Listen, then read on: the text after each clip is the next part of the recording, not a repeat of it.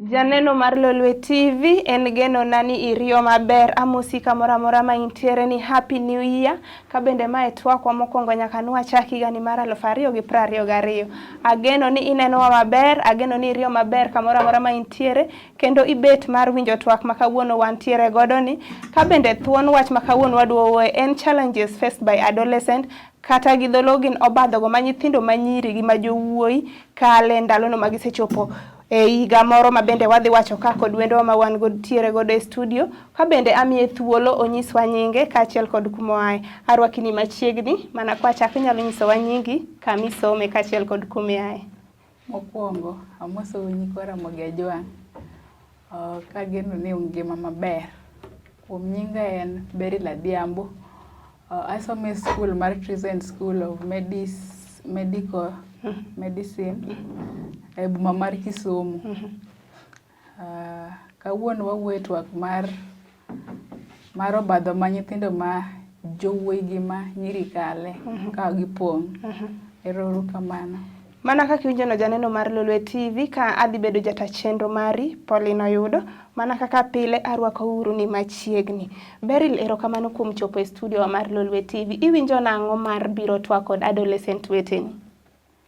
Awinjo maber kendo agombo ni mondo gima dhi wuoye kawuono kony adolescent mbesena kata ma pod tindo ma koka biro. Sawa, koro ang' ni med sauti kaka wadhi medo wuoyo. Beryl, erokamano kuom chiwori mar biro mondo wapuonjre uru kanyakla kaluwore kod obadho ma nyithindo manyiri kale ma samoro gimbe gikia ni adiera obadho ni akale lakini atimo gini gi gini ma samoro ok mor gin kaka adolescent, ok mor jonyuolgi, ok mor jogo modak e surrounding margi. Inyalo nyisowa ni ng'ano adolescent en ng'a? Adolescent en nyathi ma dongo. Tochakore e higa 12 nyaka 16. Yes. Mana kaka uwinjo joneno mag Lolwe TV ni adolescent en ng'atno madongo kendo higa ma adolescent chakore en higano mar 12 nyaka 16. Koro ne johignigo ma samoro neno wa mwawuoyo godo kawuono, I hope kata an gi geno ni ukawo notes kuom gigo mwadhi wuoyo. Beryl, mana kwadhi mbele, thuon wach ma kawuono wawuoyo en obadhogo.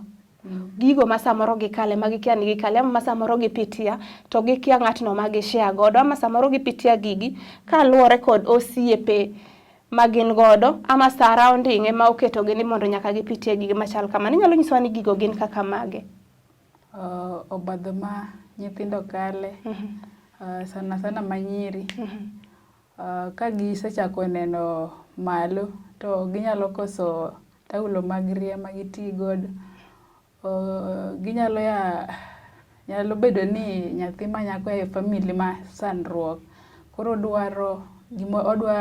kodwaro gimoro to nyalo tame kaka owachi kata ne ng'ano monyalo nyiso. Beryl, mana kaka wacho ni samoro nyalo tame ng'ano monyalo nyiso kendo chien kanyo be wacho ni jogi ai familia gi donge ji nitie to jogi sama gidak gi adolescent ng'ama ber ka jogi share godo gigi? Aparo ni ng'ama ber ka gishare godo en joma mine mani kodgi machiegni. Mana kaka Beryl wachono ni gin jogo ma mine ma samoro ber ka nyithiwa manyiri share godo problems ma samoro gipitia. To bende anyalo medo ni samoro ka in kod baba ma samoro wayudo ni nyithindo manyiri ng'eny most of the time ging'eny ga kor wuonegi molo kor mine kata baba u bende inyalo share godo problems ama kopo ni in gi gimoro ma samoro thagi inyalo nyise ni baba anto apitia gima chalo kama. Beryl, mana kwadhi mbele inyalo medo nyisowa samoro gigo ma adolescent kale nyiri kaachiel kod jowuoyi? Nyithindo ma jowuoyi nyalo kalo e nini samoro dhi skul to ng'ama nyiewo ne buge onge, samoro kuma oninde kata kuma odage onge, samoro ka jonyuol ne onge. Magi challenges mapani nyithindo machuo kale. To nyithindo manyiri samoro onyalo donjo e aola mamiyo ogamo kata remo kapod otin. Koro mana nyalo miyo oketh sombe ma koro future ne ok nyal bedo maber ahinya. Yes. inyalo mana kaka wacho chien kata ni nyithindo ma jowuoyi samoro gi luor. Inyalo wacho ni adolescent ni obiro gi shyness. Yes.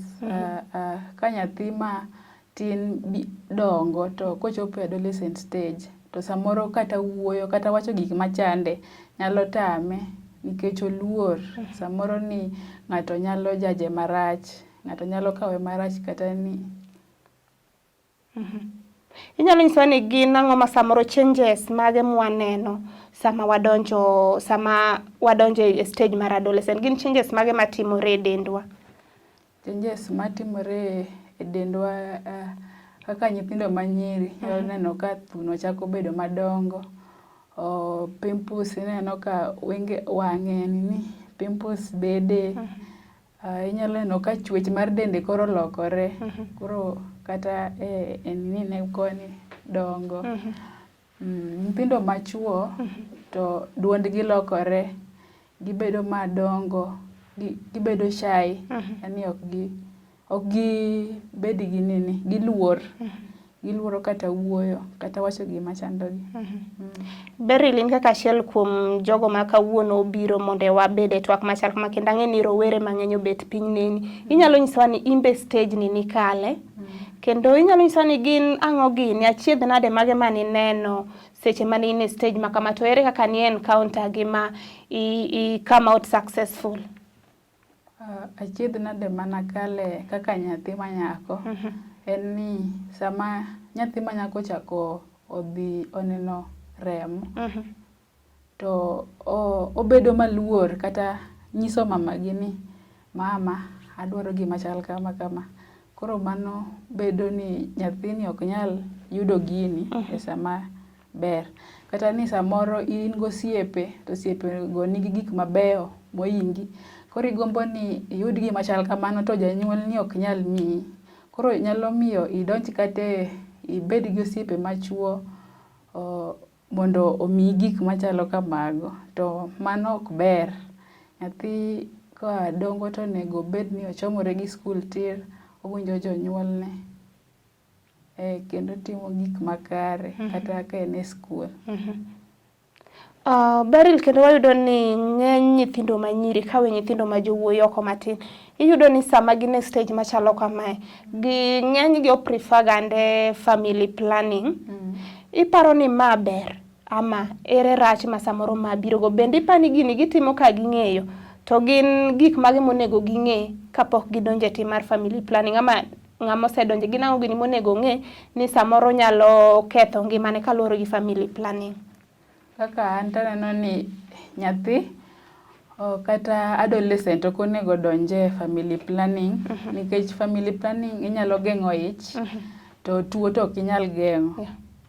Koro nyithindo manyiri donjo ga ole koneno ni kodhi onindo gi ng'ato kata odonjo e terruok to onyalo yudo gima odwaro no, to mano dhi geng'o mana ich kende, to tuo nyalo yudo ukimwi, STIs, UTI, manyalo miyo ngimani kethre nyaka future mari ok bed maber ahinya.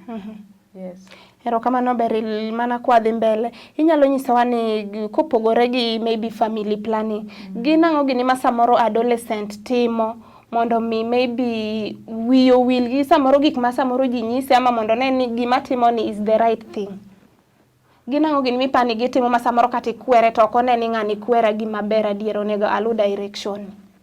Gik ma adolescent timo, samoro odwaro ni obed gi osiepne mawuoyi, owuog odhi olime, nyithindo machuo gi manyiri. Odhi olime to janyuol samoro ok dwa kamano. Samoro timo marach e skul, odonjo e aola, omadhore gi kong'o, njaga, odhi e disco, to mano ok owinjore. Koro adwa ni mondo iwuo gi nyithindo ma jowuoyi ma samoro ni adolescent to timo gik moko, maybe madho kong'o, gin ang'o gini minyalo nyisogi? Anyalo nyiso nyithindo machuo ni ka in e skul kata ka in e nini moro, keta chuny e gimitimo no, to kik idonjri e aole manono, ing'i dalau ni chal nade. kik idonje gik mamero ji gi nyalo miyo end up marach kata future ni mambele kik bed maber ahinya. Erokamano Beryl. Janeno mar Lolwe TV, mana kaka iwinjo twakwa kwadhi mbele ka kod Beryl Adhiambo. Ka bende onyisowa ni nyathi ma nyako sama idhi e family planning no kik ipar ni ich kende migeng'. Samoro tuo bende obiro. Wabro dhi e yweyo matin, kik idhi mabor, kete mana e Lolwe TV.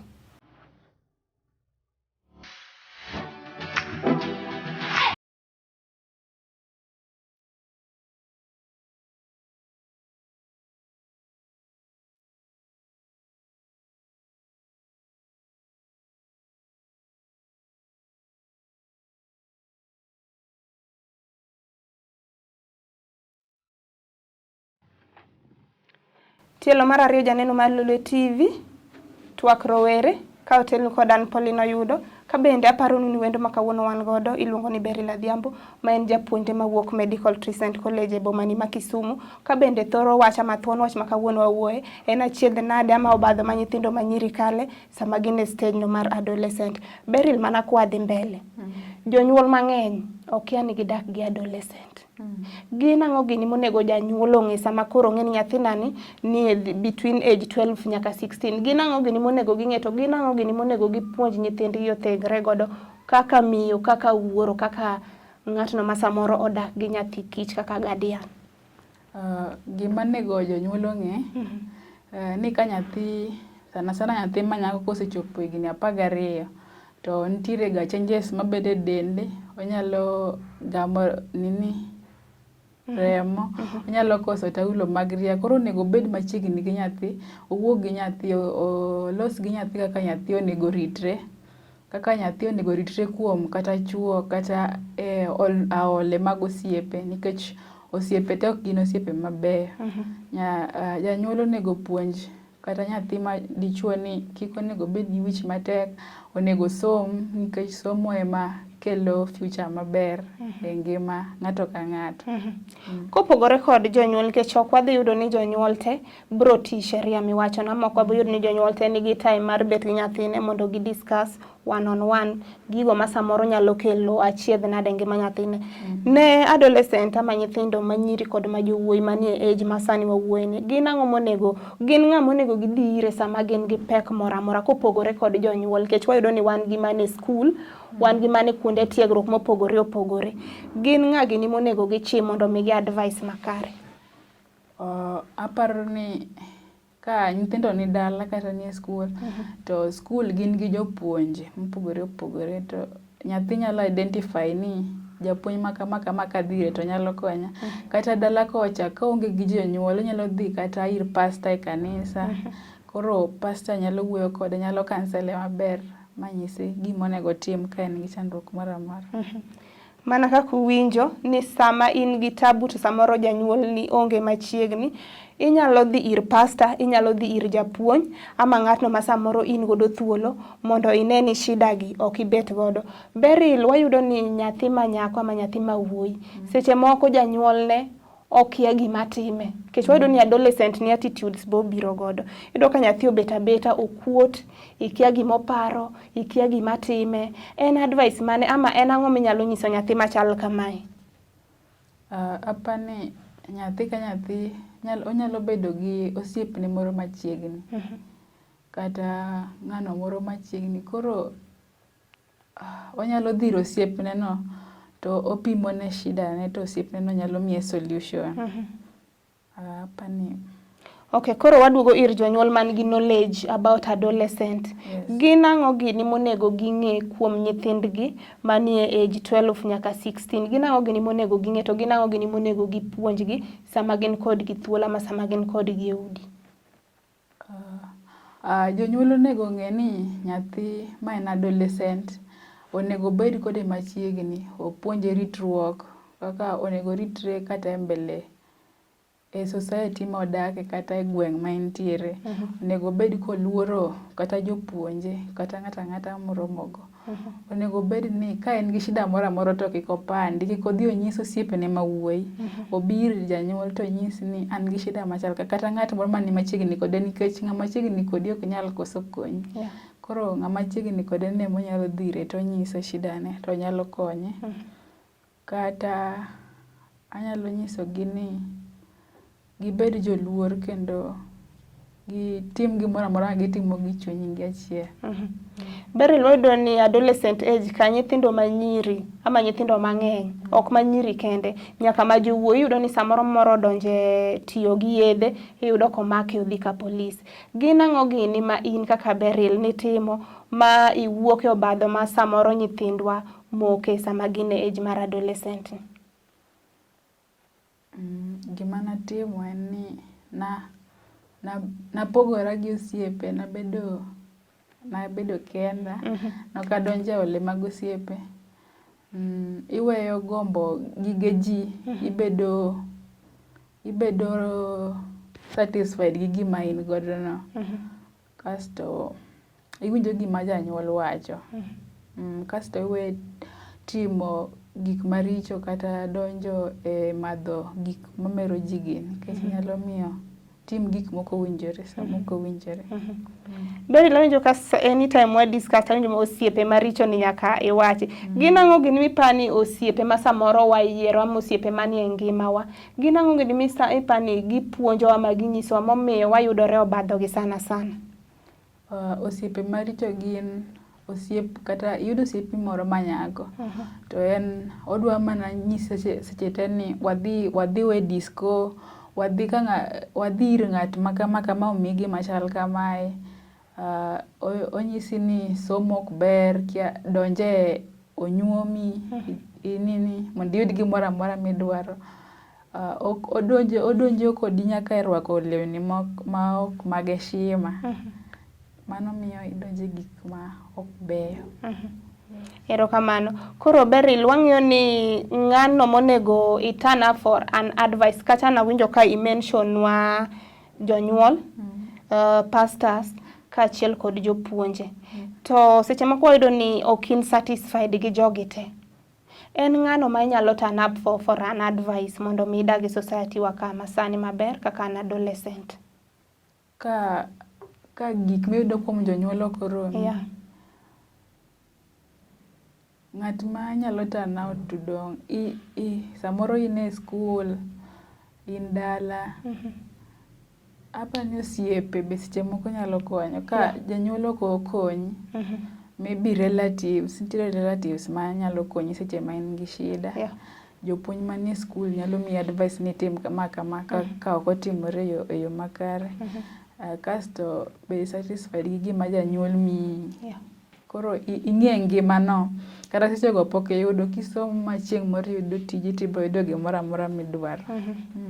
Beryl, wayudo ni bende nitiere, akia naluonge ni ongoma, gin girito arita nyathi ng'ato dongi, kaso kosedongo nitiere kaka gisoe trap, ka gisefwenyo ni ma koro osechopo e age ni, ma kata kong'e to wacho ni ma anyalo timo godo, nitiere jok moko ma girito nyathi ng'ato donjo e age moro mondo giroch ngimagi. To wayudo ni jogi, ng'enygi gin jok moko madongo, 30 years and above, kendo gin gi families. Jogi gin tinyalo nyisogi nang'o kaka nyathi manyako? Anyalo nyisogi ni giwe timbe gi marichogo, kendo ging'i ni ka ne nyathigi ema koro timne kama to de giwinjo nade. Kasto gimbe gimed konyo mana nyithindogi ka nigi shida. Ka obiro ire to kik odwar gimoro machule. Onini okonye e yo mar in a Christian way. Yes. Uwinjo ka Beryl nyisowa kanyo ni ok ochuno ni mondo itim ne nyathi ng'ato marach mondo ka ikonye. Inyalo konye kaka ng'atno makonyo nyathine, kata inyalo wuok oko kaka msamaria mwema mondo ikony nyathino mondo ngimane mambele odhi kare. Beryl, mana kwatieko, en jipo mane minyalo jiwo godo nyathi manyako, nyathi mawuoyi manie adolescent stage ma obet chakre nwachak twak kendo koro watieko, mana king'iyo kamera kacha, en jipo mane kata advice mane mimiyo nyathi machal kamano?